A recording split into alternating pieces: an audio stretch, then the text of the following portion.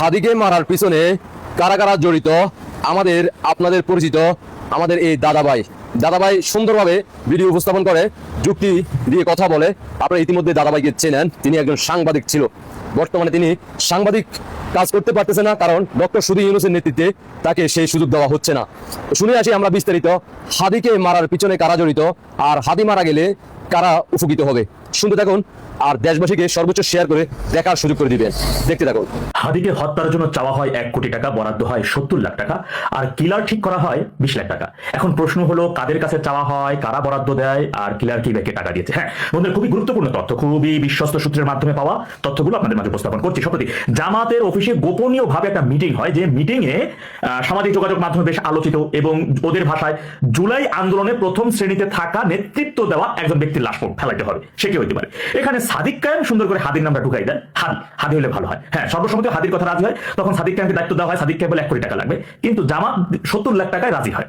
সেই 70 লাখ টাকায় সাদিক কায়েম রাজি হওয়ার পরে সাদিক কায়েম এখন কিলার লাগবে। কিলারকে এই ফয়সাল দাউদ আপনারা জানেন যে সাদিক কায়েমের ছাত্রলীগ যেমন ছাত্রলীগ ছিলেন, ফয়সাল দাউদ ঠিক তদ্রুপ ছাত্রলীগ। মূলত সে গুপ্ত সংগঠনের শিবিরের সাদিক কায়েমের অত্যন্ত আস্থাভাজন ঘনিষ্ঠ সহচর এবং বিশ্বস্ত বন্ধু কিংবা ভাই বলতে পারেন। সেটাই ফয়সাল দাউদ। সে মূলত 24 সালের নভেম্বরে 17 লাখ টাকা সহ র্যাবের হাতে গ্রেপ্তার হয়েছিল, দেশীয় 2টা অস্ত্র সহ র্যাবের হাতে গ্রেপ্তার, এবং সে ছিল জেলে। এখন জেল থেকে তাকে বের করে আনতে হবে। বের করে আনার জন্য শিশির মুনিরের সাথে 2 লাখ টাকা চুক্তি হয়, এবং শিশির মুনির তাকে জামিনে বের করে নিয়ে আসেন। জামিনে বের করে আনার পর এই দাউদকে হাদির নির্বাচনী প্রচারণা কায়দা করে ইন করে দেন সাদিক কায়েম। সে ধীরে ধীরে একসাথে হাদির সাথে দেখছেন চা খাওয়া ঘোরা, তার নির্বাচনী প্রচারণায় কাজ করা, ঠিক সময় বুঝে ওই দিন ফালাই দেওয়া শুক্রবার দেখছেন।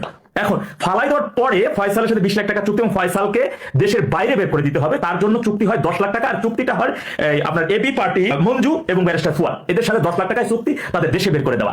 এইখানে 3টা সূত্র পাওয়া গেছে তাদের বর্তমান অবস্থান সম্পর্কে। কেউ বলছে তাদেরকে, মানে ওই সূত্রটাই বলছে, সে শিওর না, সে মূলত 3টা সূত্র এখানে পাইছে, কিন্তু এই বিষয়ে সে নিশ্চিত বলতে পারে নাই। 3টা সূত্র কেউ বলছে সারা ভারতের দিকে আছে, আবার তিনি বলতেছেন পাকিস্তানের করাচিতে আছেন, আবার না দেশেও থাকতে পারেন, বিশেষ করে ব্যারিস্টার ফুয়াদের তত্ত্বাবধানে আছেন যেখানে থাকুক। এখন প্রশ্ন হচ্ছে আপনাদের, জামাত কেন হাদিকে হত্যা করতে চাইবে? মানে আর সাদিক কায়েমীরা কেন হাদির নামটা প্রস্তাব করলো? আসলে জামাত চাচ্ছে, আপনারা জানেন যে নির্বাচনের তফসিলের আগে জামাত কিন্তু সর্বপ্রথম স্থানীয় সরকার নির্বাচনের জন্য তোড়জোড় শুরু করছিল। আর মানে এটা হচ্ছে জাতীয় নির্বাচনকে পিছনে ফেলানোর জন্য। এবার পরবর্তীতে আবার তারা বলছে না, আগে গণভোট হইতে হবে, দেশ চলবে জুলাই সনদের মাধ্যমে, এবং জুলাই সনদ অনুযায়ী পরবর্তী নির্বাচন। এরপর বলছে না, আগে সংস্কার হইতে হবে। এরপরে তারা কোনোভাবে কিন্তু জাতীয় নির্বাচনটা তাড়াতাড়ি করে হোক এটা চায় না। ডেভিল ইউনূসও কিন্তু নির্বাচন চায় না, জামাতও নির্বাচন চায় না। সেই কারণে তাদের দরকার এই হাদির লাশ। আর হাদির নামটা প্রস্তাব করে মূলত সাদিক কায়েম প্রস্তাব করার দুইটা লাভ তার এখানে। সাদিক কায়েমের সম্প্রতি সময় যে একটা মেয়ে ফাতেমা তাসনিম জুমা, সেই জুমা হচ্ছে আগে সাদিক কায়েমের বিছানা ঠিক করে দিত, আর বর্তমানে সে হাদির বিছানা ঠিক করে দেয়। এই কারণে মূলত সাদিক কায়েম আর হাদির মধ্যে একটা দূরত্ব আছে। আর অন্যদিকে হাদিকে যদি এই সুযোগে যদি ফালাই দেওয়া যায় ভাবে, তাহলে তার জন্য দোষারোপ আসবে বিএনপির উপরে, আর বিএনপির উপর প্রথম আসামি হবেন আব্বাস, আর আব্বাস আসামি হলে, মানে বিএনপির আব্বাস সাহেব আসামি হলে সাদিক কায়েম, সেখানে কিন্তু সাদিক কায়েম আগের সম্ভাব্য জামাতের প্রার্থী ছিল, তার এমপি হওয়ার জন্য আর কোনো বাধা রইল না। এবং সেই কারণেই কিন্তু জানেন হাদিকে গুলির পরবর্তী তার হাসপাতালে নিয়ে যাওয়ার ট্রিটমেন্ট, এগুলো না দেখেই তড়িঘড়ি করে পলাতক ইউটিউবার ইলিয়াস ফেসবুকে আব্বাস কি চান্দাবাসকে প্রতিরোধ করতে হবে হাসপাতালে, এমন স্ট্যাটাস দিলেন। অন্যদিকে সাদিক কায়েম তড়িঘড়ি করে আব্বাস সাহেবকে, বিএনপিকে টার্গেট করে অভ্যুত্থানে ডাক দিলেন, আন্দোলনে ডাক দিলেন, কিন্তু সাথে সাথে কিন্তু তড়িঘড়ি করে। এটা সেই সূত্রটাই এটা। হ্যাঁ, তখন পরবর্তীতে কিন্তু তারা দেখলো যে বিএনপি শক্ত অবস্থানে, সেটা আর পারলো না। তখন এই বিএনপি সাথে না পাইলে তারা আওয়ামী লীগের উপর দোষটা, কারণ এখন তো একটা সুযোগ আছে যে তখন করে আওয়ামী লীগের উপর তারা করছে। এটা বিষয়টা এখন এই। এখন কথা হচ্ছে, আমি আগেই বলেছি এই এবি পার্টি, আপ বাংলাদেশ, ইনকিলাব মঞ্চ, এনসিপি, এইগুলো হচ্ছে জামাতেরই ABCD একটা টিম।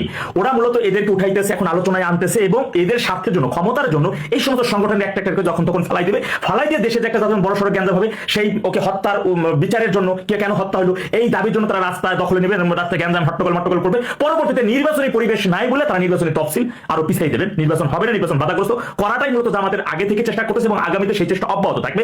তারা মূলত জামাত এবং ডেভিল ইউনূস নিজেও কোনোভাবে নির্বাচন চাচ্ছে না। মূলত বিদেশের চাপ এবং দেশে থাকা বিএনপির চাপের কারণে এই নির্বাচন দিতে বাধ্য হচ্ছে ডেভিল ইউনূস। এখন সেই নির্বাচনকে কিভাবে বাধাগ্রস্ত করা যায় সেই সর্বশক্তি নিয়ে মূলত জামাত চেষ্টা করতেছে। আপনারা জানেন জামাতের অনেক নেতাই বলছে যে সুযোগ আসছে, এমনি না পারলে জোর করে ক্ষমতা নাও। আবার বলতেছে 54 বছরের প্রতিশোধের সুযোগ আসছে, সেটা ওদের নিতে হবে। যে কোনো ভাবেই হোক না কেন ক্ষমতায় ওদের যেতে হবে, এবং ক্ষমতা যদি নির্বাচনে হয়তো সেখানে ওরা একটা ঝামেলায় পড়তে পারে, নির্বাচন হয়তো ক্ষমতা নাও যেতে পারে নির্বাচনের মাধ্যমে। যে কারণে এখন যেভাবে আছে, এখনই তো তারা সর্বপ্রকার ভাবে ক্ষমতা ভোগ করতে পারতেছে, যেখানে সেখানে 71 মুক্তিযুদ্ধের স্মৃতিগুলো ভেঙে ফেলতেছে, সেই মানে গণধর্ষণকারী, গণহত্যাকারী নিজামী, মুজাহিদ, কামরুজ্জামান, এদের সবাইকে তারা সূর্য সন্তান বানাইতে পারতেছে। অন্যদিকে বঙ্গবন্ধুকে দেশ বিরোধী বানানোর সকল, মানে ওরা যা চাইতেছে দেশের মধ্যে সেটাই এখন করতে পারতেছে। নির্বাচন আসলে হয়তো এমনটা হইতে নাও নাও পারে, তারা বিপদের মধ্যে পড়তে পারে। এই কারণে আগামীতেও ওরা আরো অনেক লাশ এই ABCD টিম থেকে ফালাইয়ে দেশে কিভাবে নির্বাচনকে বাধাগ্রস্ত করা যায় এবং তার দায় বিএনপি আর আওয়ামী লীগের উপরে দিয়ে দেশের মধ্যে একটা অরাজকতা সৃষ্টি কিভাবে করা যায় তার সর্বপ্রকার ভাবে তাদের মধ্যে এমনটা চলছে আলোচনা। শুনলেন তো,